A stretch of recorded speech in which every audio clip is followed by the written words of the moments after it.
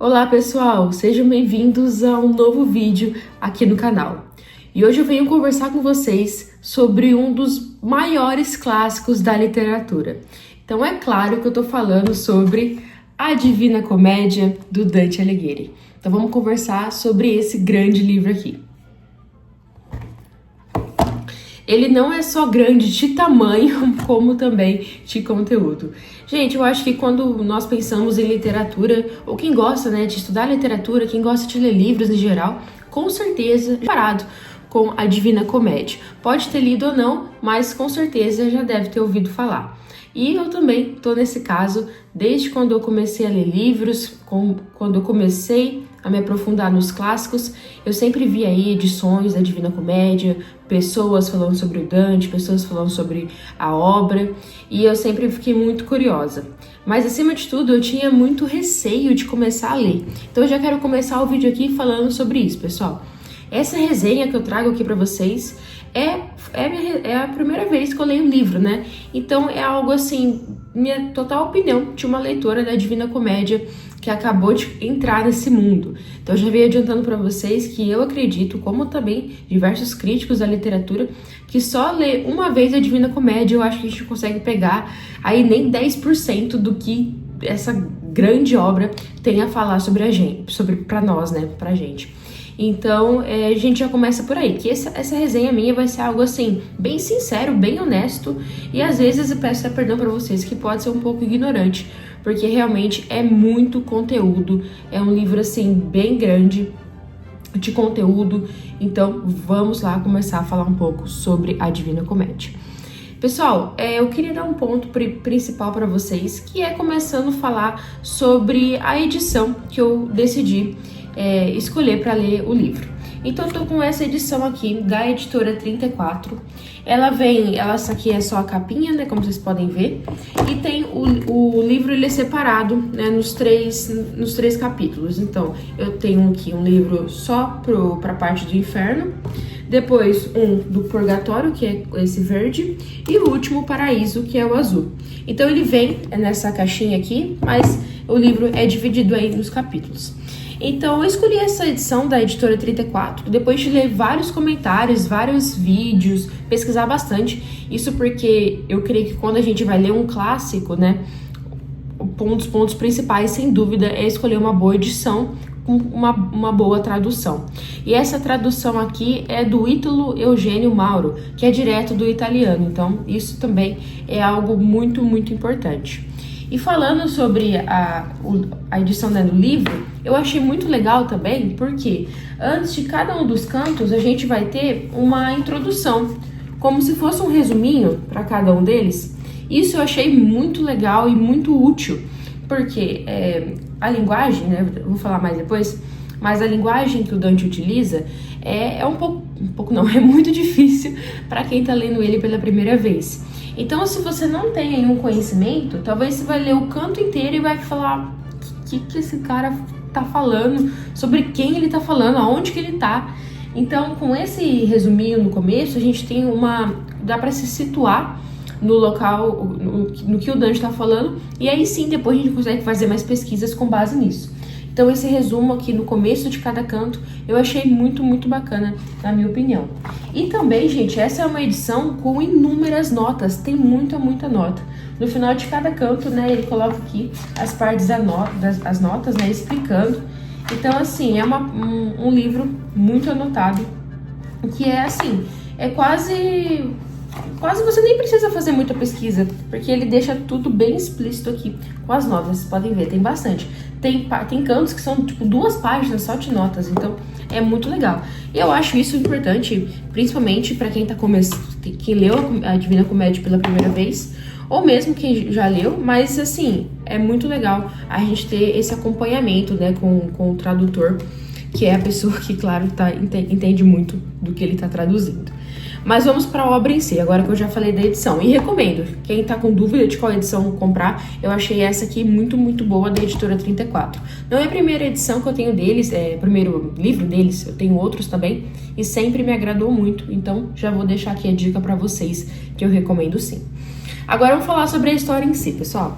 É uma das jornadas assim mais conhecidas da literatura e é uma das jornadas também mais emocionantes de todas. Eu me senti assim, realmente dentro da história com o Dante. Mas vamos lá, a gente vai ter o Dante, o autor, ele vai acordar numa selva escura, a vida dele estava perdida. E ele acorda aí, ele tá nesse momento, ele diz aí no livro, na Divina Comédia, na meia idade, né? Então, na meia parte da vida. Então, ele teria aí por volta de 33, 35 anos, já que a idade média da população naquela época era de 70 anos. Então, ele se encontra aí nesse período e ele tá numa selva escura. Então, a gente já pode perceber aí um grande simbolismo de que ele teve um afastamento da razão, um afastamento de Deus principalmente, né? Ele tinha se entregado muito aos pecados, ele tinha perdido essa fé de certa forma, né? Então ele teve um afastamento de Deus. A selva escura já começa aí com o simbolismo desse afastamento. Já começando também, pessoal, esse livro ele foi escrito na Idade Média, naquele período onde a religião era o centro de tudo, era o centro da comunidade, era o que ditava a vida das pessoas, e com Dante, de certa forma, não era diferente. Por mais que ele era um grande estudioso da filosofia, ele amava o Aristóteles, ele achava ele um grande filósofo, mas a religião, claro, sempre teve muito presente na vida dele. E aqui a gente vai ter totalmente uma visão cristã de todo o período, de todas as coisas, né, que ele fala no livro. Pecado, céu, inferno, é uma visão cristã. Com o Dante, né, ele era cristão. Então a gente vai ter aí esse primeiro momento. E aí ele tá nessa selva e ele encontra 3 animais. Ele encontra uma loba, uma onça e um leão. E esses animais simbolizam aí a violência, a fraude e a incontinência. Então a gente já começa aí a ter questões do pecado, dessas coisas. Porém, ele não estava totalmente perdido, porque aí entra Virgílio. Por quê, gente? O Virgílio era poeta, mas ele coloca o Virgílio no texto por diversas razões. Uma delas era que o Virgílio ele tinha tido uma fama naquela época de ser como se fosse um profeta, um anunciador, melhor, né? Anunciar a volta de Cristo. Então, primeiro é um dos motivos para ele colocar o Virgílio. Como também para representar a razão clássica. E claro que o Dante ele era extremamente fã do Virgílio. Então ele coloca o Virgílio aí como o seu guia. Então a partir daí o Virgílio explica para ele que ele está perdido e que a Beatriz, que vamos falar um pouco da Beatriz agora. A Beatriz foi uma mulher que o Dante conheceu ela quando ele tinha 9 anos de idade. E ele diz que foi amor à primeira vista. Até que o primeiro livro dele, se não me engano, foi dedicado, as primeiras poesias dele foi dedicado a ela, a Beatriz. Então ele era perdidamente apaixonado por ela, pela Beatriz Portinari. Ela infelizmente morreu muito cedo, ela faleceu com 24 anos. Mas assim, foi o grande amor da vida dele e ele idealiza ela de certa forma, principalmente aqui na comédia. Então, a Beatriz, ela estava num lugar especial no céu. E ela percebe que o Dante está perdido nos pecados e manda alguém para salvar ele. Esse alguém vai ser o Virgílio. E a partir daí, gente, eles vão começar a jornada. Então, ele e o Virgílio, eles vão passar pelo inferno, por todos os 9 círculos do inferno. Depois eles vão para o purgatório e aí o Dante ele vai ascender ao paraíso. Essa é a nossa jornada. Então, mas antes de entrar no inferno, eu acho uma das partes que eu mais gosto é que como tivesse uma salinha antes do inferno, que eles chamam de limbo. Limbos são todos os sábios, todas as pessoas que viveram antes de Cristo. Então, eles viveram, né, sem batismo. E isso impede eles de entrar pro paraíso. E, inclusive, o Virgílio, ele mora, né, de certa forma, no limbo, porque ele também foi uma pessoa que viveu antes do batismo.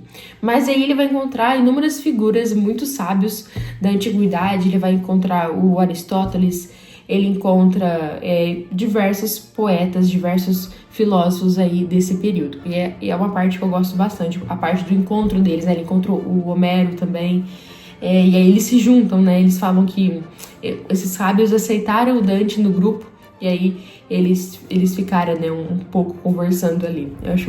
Gosto muito dessa parte. Depois disso, aí realmente eles começam aí a jornada pelo inferno. E o inferno dantesco, ele é dividido aí em 9 círculos. Então a gente tem o limbo, que é essa parte aí onde estão essas pessoas que viveram sem batismo. Depois, no segundo círculo, a gente vai ter o da luxúria. Depois, no terceiro, tem a gula. O quarto, a avareza. Quinto, ira. O 6 são os hereges. O sétimo círculo são os violentos. Aí vai ter 3 subdivisões, que vão ficar nessa parte ele divide, né? 3 que ficam os assassinos, os suicidas e os sodomitas. Em oitavo a gente vai ter a fraude. E o nono círculo, que é o último, que é dos traidores. Aí nesse lugar a gente vai encontrar o Lúcifer. E é muito interessante, porque no nono círculo, né, quanto mais eles descem, mais gelado fica. Então o último círculo é totalmente congelado. E aí que eles encontram o Lúcifer.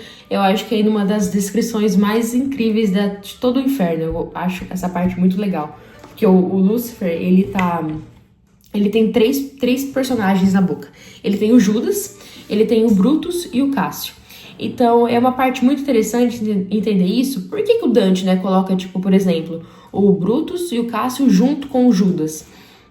Porque o Judas, ele traiu Jesus, e o Brutus e o Cássio teria traído aí o Júlio César. Então, o Dante também via o Império Romano, essa é uma parte muito importante de entender. O Dante, ele via o Império Romano como se fosse aí o império correto, a forma divina. Essa é a questão. Ele entendia o Império Romano como divino. Então, se você trair o Império Romano, seria aí essa mesma questão de trair o divino. Aí tem essa parte que o Lúcifer tá na boca, né? Tá mastigando aí esses 3 personagens. Eu acho essa parte muito interessante, muito legal de ler esse canto. Legal assim, né, gente? É bem grotesco, mas é muito, muito bacana. Então, pessoal, a gente vai ter isso do inferno. Só que assim, a partir de que ele vai descendo ao inferno, ele vai conhecendo aí diversas pessoas. Então ele vai vendo aí pessoas que fizeram parte de Florença da época, ele vai conhecendo pessoas do seu próprio convívio. E aí entra algo muito interessante, que no outro vídeo que eu fiz, um vídeo antes desse, que foi sobre a biografia do Dante, da Barbara Reynolds. Se vocês tiverem interesse, é bem legal também dar uma olhada nesse vídeo. Porque lá eu explico melhor a parte do exílio do Dante. O Dante, ele foi exilado de Florença, ele nunca mais voltou para a cidade natal dele, e ele escreve a Divina Comédia nesse período em que ele está exilado. Então, muito das personagens que ele coloca no inferno é por esse motivo, dele estar ressentido, dele estar bravo, dele estar chateado, claro, né, com tudo que aconteceu. Então ele vai colocar papas, ele vai colocar o Papa Bonifácio, que foi uma das pessoas que fez ele ir pro exílio, né? Ele vai colocar aí personagens dos Guelfos Pretos, que era a facção contra que ele participava. Então, se você entender toda essa questão do exílio dele, do que ele sofreu e de um pouco do que eram aquelas pessoas, você vai entender o motivo deles estarem, né, em certos lugares do inferno. E claro que a gente encontra também aqui, e em toda a obra também, diversos personagens históricos, né? Então tem a Cleópatra, tem alguns magos, né? A gente tem o Simão o Mago aqui em determinado círculo.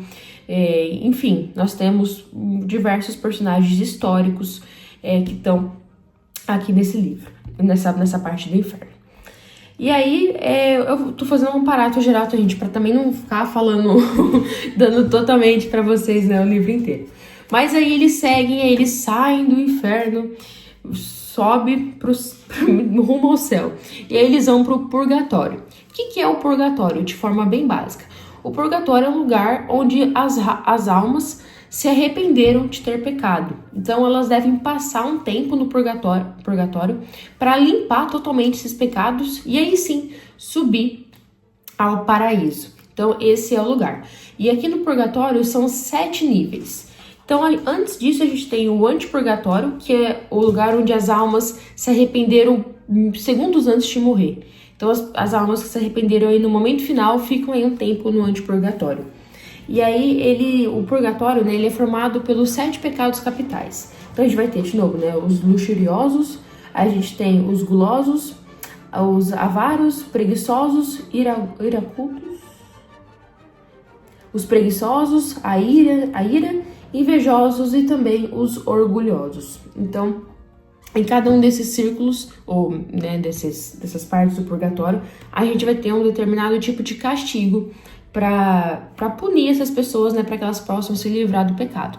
Mas é muito interessante entender essa divisão, né? No inferno, ninguém se arrependeu de ter pecado. E aí eles vão ficar para lá a eternidade toda. Aquilo vai ser assim para sempre. Já no purgatório, não. No purgatório é um momento de mudança. Aquilo tem continuidade, aquilo vai fluir. Eles vão sair de lá em algum momento, essa é a questão. No inferno, quem entra não sai. No purgatório, sim, quem entra eventualmente vai sair dele.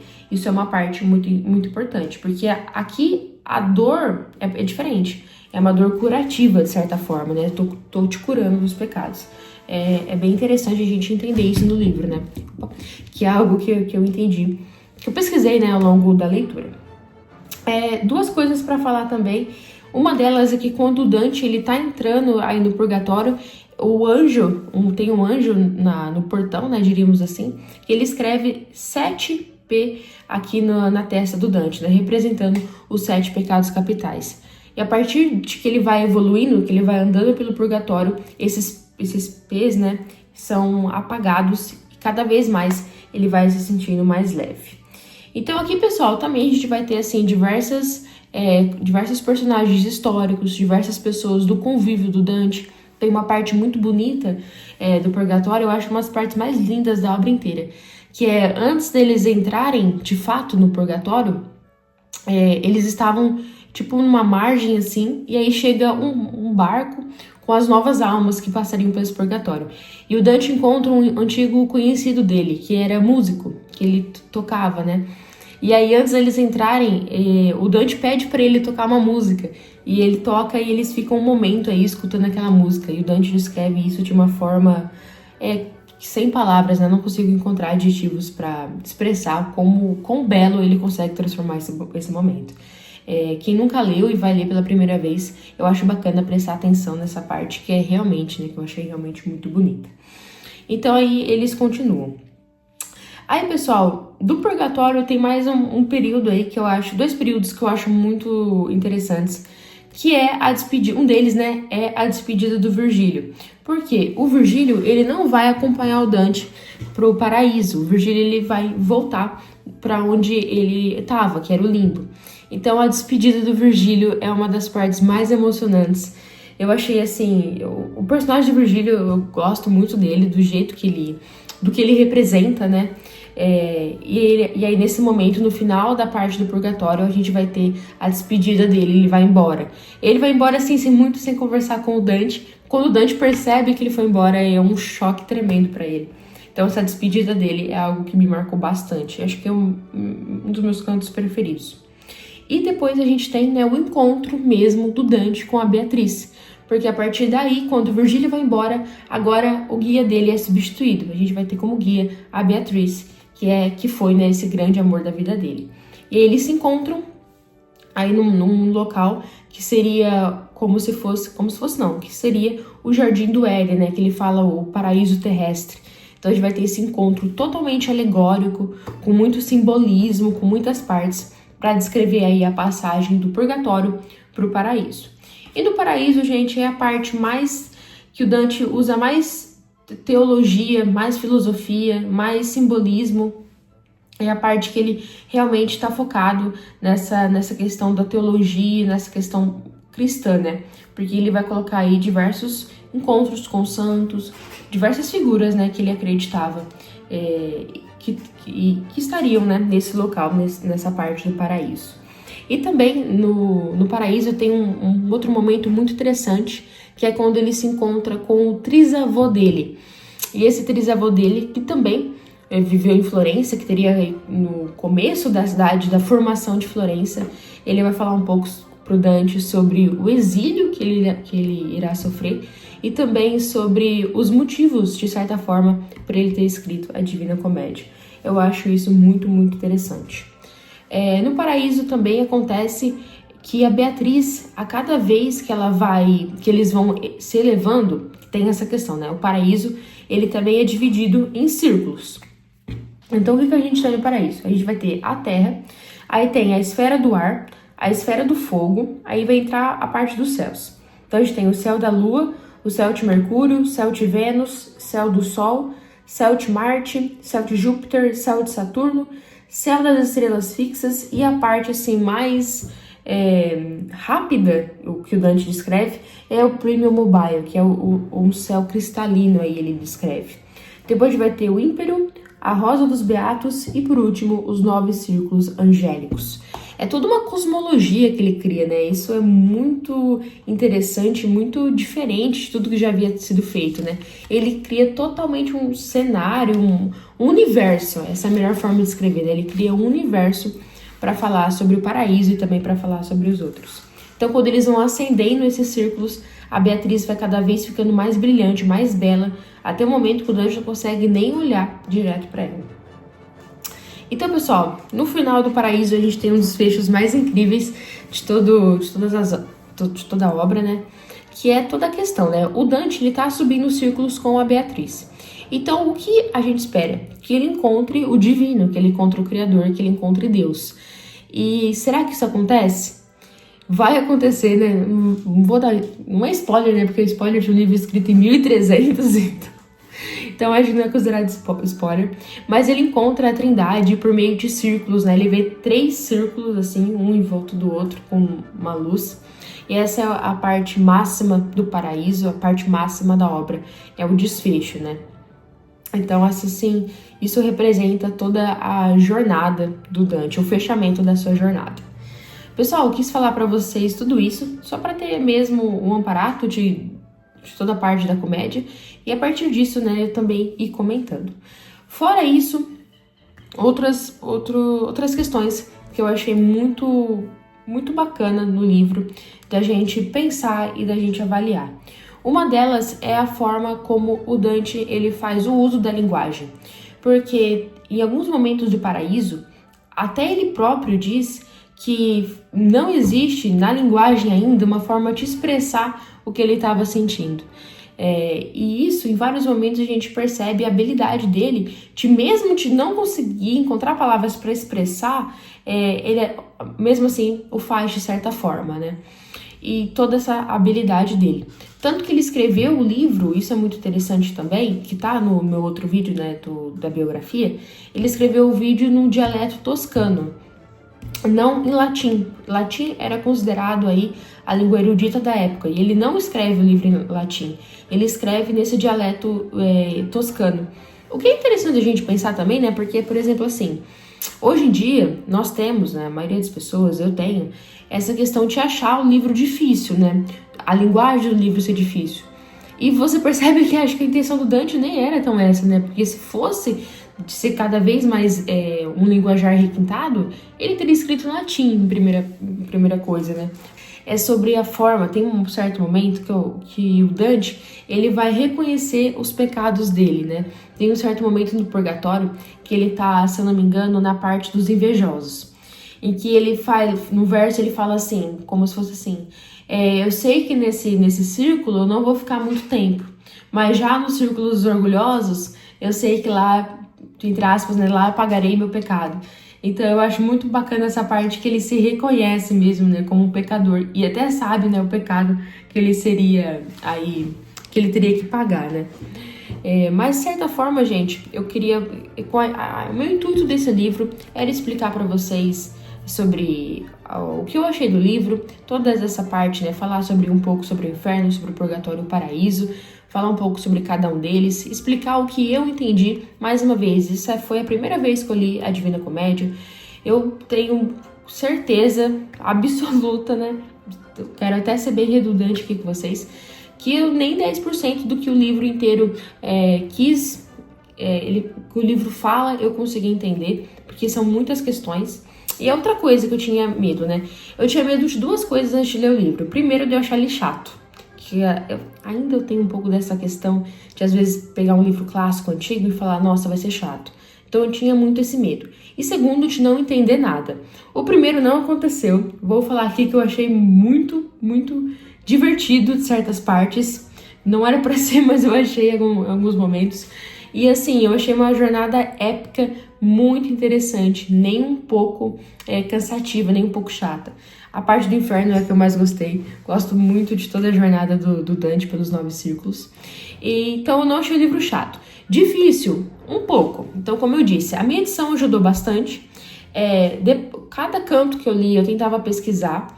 Eu marcava os versos que eu não entendi, depois eu ia pesquisar, encontrar alguma outra forma de tentar entender. Eu também li o livro, a biografia do Dante, antes de ler a Divina Comédia. Isso também já me ajudou bastante, porque, como eu disse antes, a vida do Dante, o que aconteceu na vida do Dante reflete, com certeza, na Divina Comédia. Então, tudo isso me ajudou um pouco a entender. Só que, claro, é a primeira vez que eu li, então eu pretendo ler com certeza esse livro em diferentes momentos da minha vida e tentar pegar cada vez mais de todos os ensinamentos. Então eu só queria fechar esse vídeo, pessoal, com uma história que eu li no outro livro do Dante, né, da biografia, em que a autora conta que o Boccaccio foi o primeiro biógrafo do Dante, foi a primeira pessoa que escreveu a biografia dele, e o Boccaccio ele também lia textos, versos, né, cantos da Divina Comédia em público. Então ele foi o primeiro biógrafo do Dante. E aí tem uma parte que ele fala assim, que ele conta, que depois que o Dante terminou os 13 cantos finais do Paraíso, terminou a obra, ele colocou esses 13 cantos no fundo de um guarda-roupa, numa gaveta, no baú, uma coisa assim. E ele foi para uma outra cidade. Naquela época ele estava em Ravenna, que foi onde ele faleceu. Ele estava em Ravenna quando ele terminou a Divina Comédia. E aí ele vai para outra cidade, acho que ele vai para Verona, se não me engano, resolver algumas questões. Ele volta, ele pega uma febre e ele acaba falecendo pouco tempo depois. E o que acontece? Quando os filhos dele, o livro inteiro, né, a comédia inteira, falta esses 13 cantos finais. Então eles ficam perdidos sobre o que eles iriam fazer. Então um deles pensa se eles mesmos escrevem o final, né, e completam o livro, ou o que eles iriam fazer. E aí contam que o filho, né, o mais velho do Dante, ele teve um sonho, ele sonhou com o pai, e que o Dante indicava para ele onde que estariam os cantos finais do paraíso, né, que estaria no guarda-roupa. E no dia seguinte, ele vai à casa onde o Dante morava com o patrono naquela época, e encontra os 13 cantos finais do paraíso. Se é verdade ou não, eu não sei, não dá para saber, mas que é um desfecho incrível para a vida do Dante, para a obra dele também. Isso é verdade, né? Porque todo esse simbolismo que o Dante trouxe, né, para a obra, também teve presente muitas vezes na vida dele. Isso é muito interessante. Pessoal, com isso, eu espero do fundo do meu coração que vocês tenham entendido tudo que eu quis passar aqui nesse vídeo. Como eu falei, falo de novo, é a primeira vez que eu leio a comédia, então peço desculpas se tem algum ponto que eu deixei de abordar de forma mais profunda. Tentei fazer o meu melhor, tentei entender da melhor forma possível, mas eu curti demais a leitura, foi algo que me mudou bastante. O leitor é assim, né? Quando o leitor ele começa um livro, ele entra de um jeito e termina de outro, e foi o que aconteceu comigo com a Divina Comédia. Mas agora, deixe aqui nos comentários se vocês já leram essa grande obra, o que vocês acharam, se vocês nunca leram, se vocês pretendem, deixe aqui nos comentários. Um beijo e eu volto em breve.